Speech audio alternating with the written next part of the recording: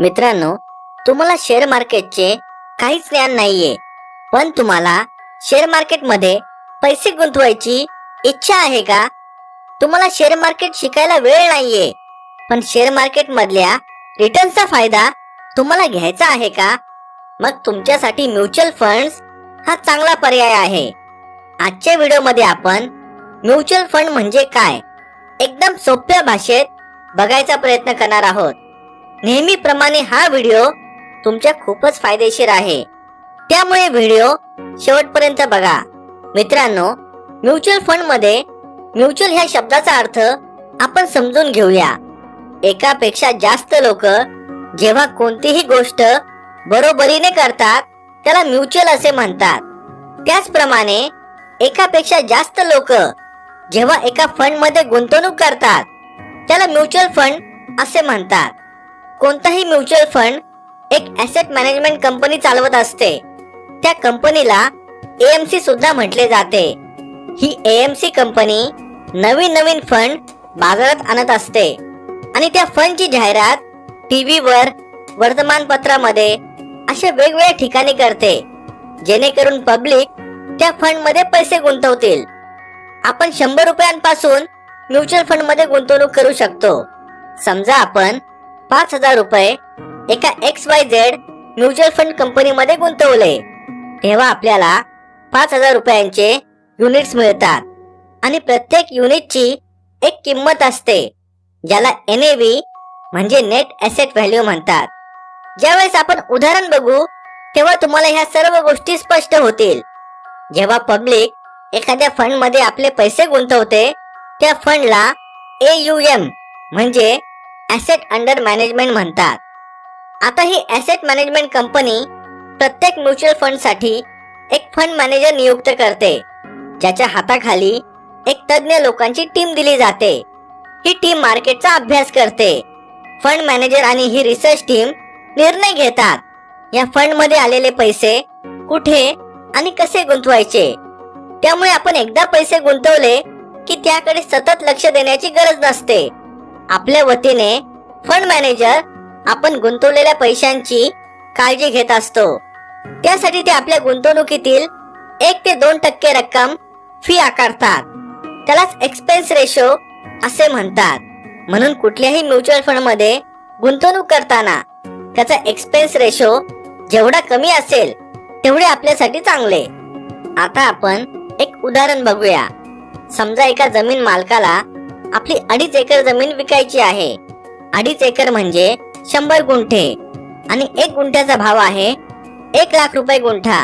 मित्रांनो, हे उदाहरण मी फक्त तुम्हाला म्युच्युअल फंड समजण्यासाठी घेतोय, बाकी आकड्यांवर जाऊ नका.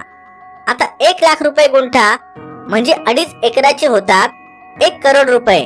सामान्य माणसाला एवढे 1 करोड रुपये देऊन जमीन विकत घेणे शक्य नाही, पण त्याला 1 लाख रुपये देऊन 1 गुंठा घेणे शक्य आहे. मग हा जमीन मालक काय करतो? अशी 1 गुंठा घेणारी, 2 गुंठा घेणारी, 3 गुंठा घेणारी लोक तयार करतो आणि अशा लोकांना ही जमीन विकून टाकतो. समजा एखाद्याने 1 गुंठा जमीन 1 लाख रुपये देऊन विकत घेतली.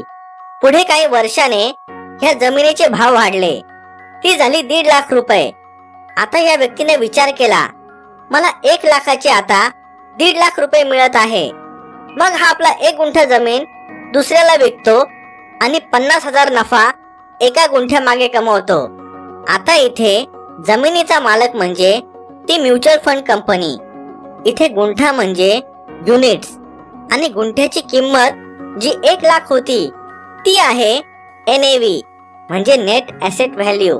मला वाटतं तुम्हाला आता बऱ्यापैकी स्पष्टता आली असेल. म्हणजे जेव्हा आपण एखाद्या म्युच्युअल फंड मध्ये पैसे गुंतवतो तेव्हा आपल्याला युनिट्स मिळतात. प्रत्येक युनिटची एक किंमत असते. पुढे जाऊन त्या म्युच्युअल फंड कंपनीने प्रॉफिट दिला तेव्हा युनिटची किंमत वाढलेली असते, किंवा पुढे जाऊन काही कारणाने ती म्युच्युअल फंड कंपनी लॉस मध्ये गेली तेव्हा युनिटची किंमत कमी झालेली असते. म्युच्युअल फंड मध्ये जेवढा जास्त काळ तुम्ही पैसे ठेवाल तेवढा तुम्हाला प्रॉफिट होण्याची शक्यता जास्त असते. एक्सपर्ट लोकांचं म्हणणं आहे की म्युच्युअल फंड मध्ये कमीत कमी 5 ते 7 वर्षांसाठी गुंतवणूक केली की चांगला प्रॉफिट होऊ शकतो आणि त्यापेक्षा जास्त ठेवले तर अजूनच उत्तम. म्युच्युअल फंडचा प्रॉफिट हा कंपाऊंड इंटरेस्टच्या स्वरूपात होत असतो. कंपाऊंड इंटरेस्ट म्हणजे चक्रवाढ व्याज. तुम्हाला कंपाऊंड इंटरेस्ट सविस्तरपणे जाणून घ्यायचे असेल तर आमचा हा व्हिडिओ नक्की बघा. शेअर मार्केट मधून करोडपती कसे व्हायचे, लिंक डिस्क्रिप्शन मध्ये दिली आहे किंवा आता उजव्या बाजूला दिसत असेल. म्युच्युअल फंड मध्ये आपण 2 प्रकारे गुंतवणूक करू शकतो. पहिलं म्हणजे SIP. SIP चा अर्थ आहे सिस्टमॅटिक इन्व्हेस्टमेंट प्लॅन, म्हणजे पद्धतशीर गुंतवणूक योजना. SIP मध्ये तुम्ही एक ठराविक रक्कम नियमितपणे म्युच्युअल फंड मध्ये गुंतवू शकता, जसे की प्रत्येक महिन्याला, 3 महिन्यांनी, 6 महिन्यांनी. SIP मध्ये तुम्ही 100 रुपयांपासून सुद्धा गुंतवणूक करू शकता. SIP वर लवकरच एक सविस्तर व्हिडिओ आम्ही बनवणार आहोत.